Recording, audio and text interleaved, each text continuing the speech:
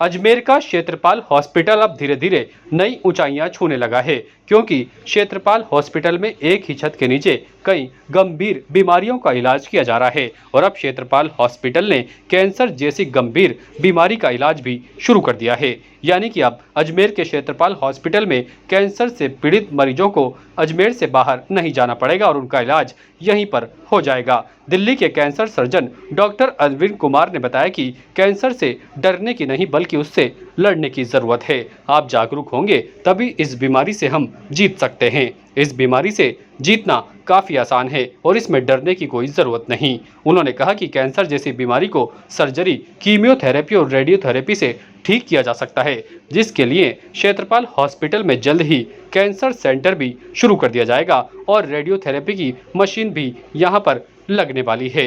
यानी कि अब बाहर जाने वाले मरीज अजमेर में ही इलाज करवा सकेंगे। मैंने सर्जिकल ऑन्कोलॉजी डिपार्टमेंट में सर्जिकल ऑन्कोलॉजिस्ट के रूप में क्षेत्रपाल हॉस्पिटल में ज्वाइन किया है।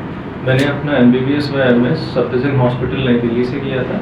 उसके पश्चात मैंने अपना जो सर्जिकल ऑन्कोलॉजी का ट्रेनिंग है, जो MCH का डिग्री है, वो मेरा यंग जोधपुर से मैंने कंप्लीट किया था। उसके बाद मैं नई दिल्ली में ही BLK मैक्स हॉस्पिटल में सर्जिकल ऑन्कोलॉजिस्ट के रूप में अपनी सेवाएं दे रहा था। उसके बाद मैंने यहाँ क्षेत्रपाल हॉस्पिटल में ज्वाइन की। देखिए, अगर आसान भाषा में इसके बारे में जाने तो जो कैंसर है वो हमारे और आपके शरीर, सभी के शरीर के अंदर कोशिकाएं ही होती हैं।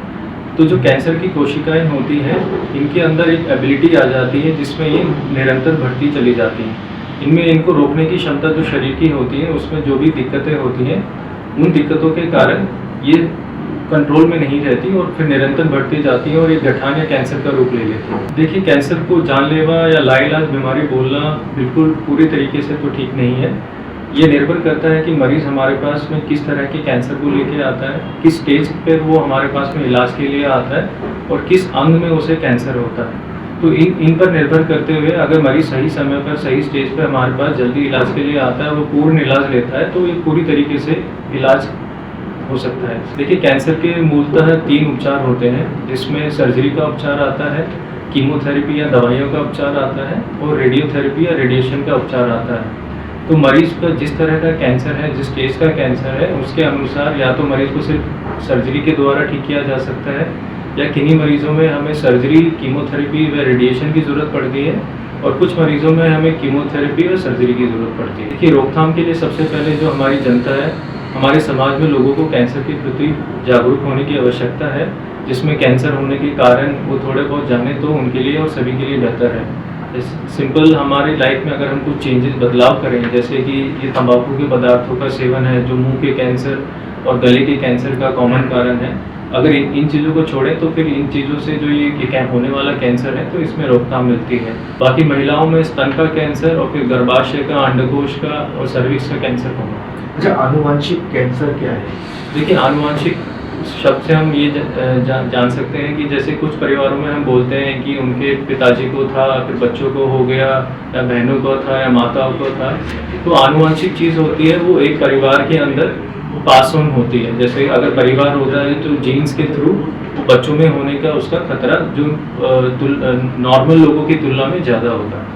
डॉक्टर साहब, अगर महिलाओं की अगर हम बात करते हैं तो ब्रेस्ट कैंसर जो होता है महिलाओं में, उसको लेकर आप अजमेर वासी को क्या लेना चाहते हैं? देखिए, मैं अजमेर में जो अपनी महिलाएं और जो बहनें उनको ये बताना चाहता हूँ, अगर आपको किसी प्रकार की गठान है और आपकी उम्र जो 10-20 साल की उम्र से ज़्यादा है और लंबे समय तक गठान है, किसी गठान में अचानक बदलाव आता है या निपल से खून का रिसाव होता है या बगल में कोई गठानें बनती हैं, तो ये सब इन लोगों में कैंसर होने की संभावना ज़्यादा होती है, तो इसका समय पर इलाज कराएं। और पुरुषों की अगर हम बात करते हैं तो पुरुषों में किस तरीके का पाया जाता है और क्या कारण होते हैं? वो जैसे मैंने पहले बताया, मुंह का कैंसर सबसे ज़्यादा हमारे पुरुषों में कॉमनली पाया जाता है। उसमें मुंह के अंदर छाला हो सकता है, जीभ के अंदर छाला हो सकता है, या दांत अपने आप ढीले होकर अपने आप गिर जाते हैं, या दांत निकलवाने के बाद में कोई जो जख्म है जो ठीक नहीं हो रहा है और जो 21 दिन के ऊपर का अल्सर है, ये सब सिम्टम्स में कैंसर होने की संभावना ज़्यादा है।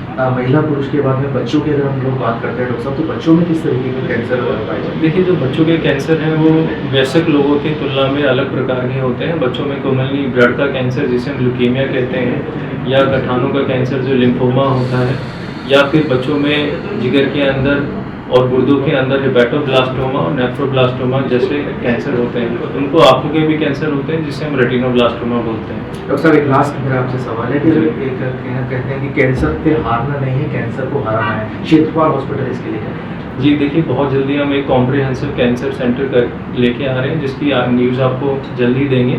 ताज़ा खबरों के लिए देखते रहें सरेराह न्यूज। अपना फ़ोन उठाएं और सब्सक्राइब करना ना भूलें।